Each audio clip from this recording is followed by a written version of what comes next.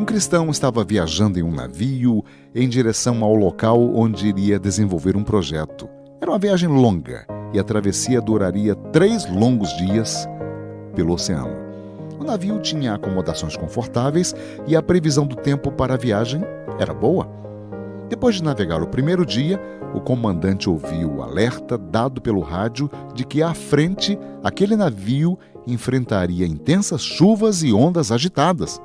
Não demorou muito e uma tempestade atingiu aquela embarcação com ventos fortes, fazendo com que a água invadisse seus compartimentos. Então, ele pediu a todos os passageiros que saíssem dos seus camarotes e ficassem em um local seguro no porão do navio. Todos se dirigiram para lá. E para se certificar de que ninguém estaria desobedecendo às suas ordens, ele mesmo, o comandante, foi vistoriar camarote por camarote. E em um deles encontrou um homem dormindo um sono pesado, apesar do navio estar sendo balançado violentamente. Então, aquele passageiro foi sacudido pelo comandante, ordenando que ele fosse se juntar aos demais. O homem despertou do pesado sono e perguntou o que estava acontecendo. O comandante respondeu que o navio estava entrando em uma área de turbulência. O mar estava muito bravio e ele não poderia continuar ali. E deveria começar a rezar, porque a fúria das águas estava aumentando. Aquele homem então se identificou dizendo que era um cristão, servo do Deus vivo, e que estava indo a uma cidade distante com a missão de anunciar o evangelho da paz e da redenção. E disse ao comandante que não iria descer e que voltaria a dormir por 2 razões. Primeira, comandante, eu e o meu Deus temos um contrato de serviço e eu estou trabalhando para ele, dedicando integralmente a minha vida.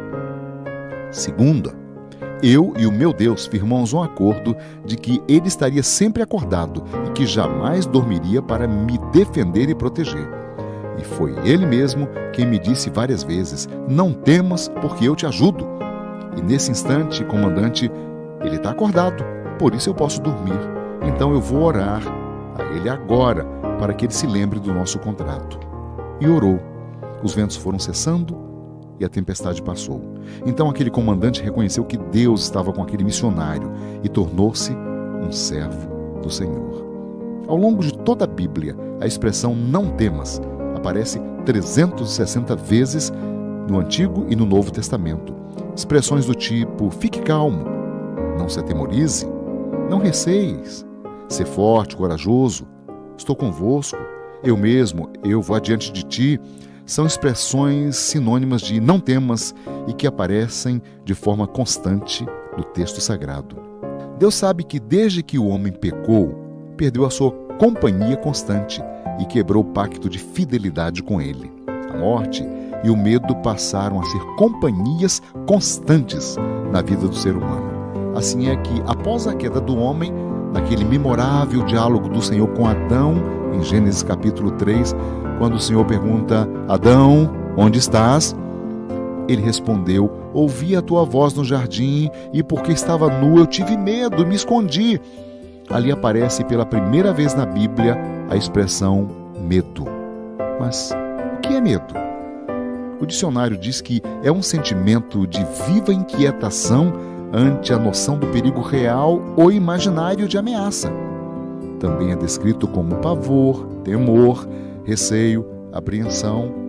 Então, é possível afirmar que medo é uma resposta a ameaças ao desconhecido. Não se tem medo daquilo que se conhece. E quando surge uma situação em que temos completo domínio, ficamos tranquilos e agimos com coragem. Mas quando a situação é nebulosa e perdura a dúvida, então o medo vem e nos consome. No diálogo de Deus com Adão, quando o Senhor pergunta onde ele está, não é estranho ele dizer que ouvi a voz do Senhor e tive medo? É que a vida espiritual de Adão estava ali profundamente afetada pelo pecado da desobediência, portanto, separado, afastado definitivamente da presença gloriosa do Senhor. Ao declarar que tive medo, Adão estava afirmando não conhecer mais o Senhor amoroso que o tinha criado e com quem tinha um permanente diálogo. O afastamento de Deus gera medo e cria uma insegurança sem fim. Ao longo da história, Deus foi ensinando aos seus filhos a terem confiança nele e crer em sua augusta presença, não como alguém distante, mas real, participante e constantemente ativo. No texto bíblico, somos convidados a dependermos do Senhor em todas as lutas, batalhas e combates. Ele deseja que seus filhos confiem inteiramente nele. Há centenas de registros bíblicos onde Deus manifesta o seu desejo de caminhar conosco. Salmo 37,5, entrega o teu caminho ao Senhor, confia nele. Salmo 62,8, confiai no Senhor em todo o tempo. Salmo 125,1, os que confiam no Senhor serão como um monte de Sião. Provérbios 16,20, o que confia no Senhor, esse é feliz. Confiai perpetuamente no Senhor, os que confiam em mim não serão confundidos. Confie no nome do Senhor, firmes no seu Deus. Precisamos confiar mais em Deus e na sua palavra viva.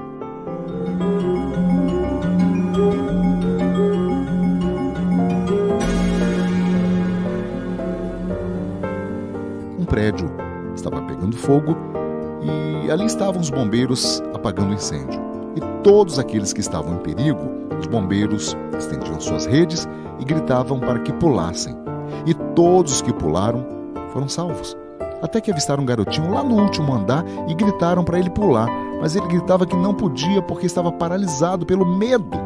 Foram várias as tentativas e as chamas já ameaçavam atirar a vida do garotinho. Foi então que o pai segurou de um lado da rede e gritou de baixo: meu filho, sou eu, seu pai. Feche seus olhinhos, pode pular, não tenha medo. Eu já segurei você outras vezes, não vou errar. Não tenha medo, pule. Então o garoto, ouvindo a voz do pai, se soltou e pulou, sendo salvo pelo abraço paterno diante de todos. Precisamos ouvir mais a voz do Senhor. Sou eu, seu pai, pode pular, não tenha medo, estou estendendo os braços para te acolher. E ainda hoje o Senhor nos fala: não tenha medo. Vamos confiar mais nesse maravilhoso Senhor? Deus o abençoe.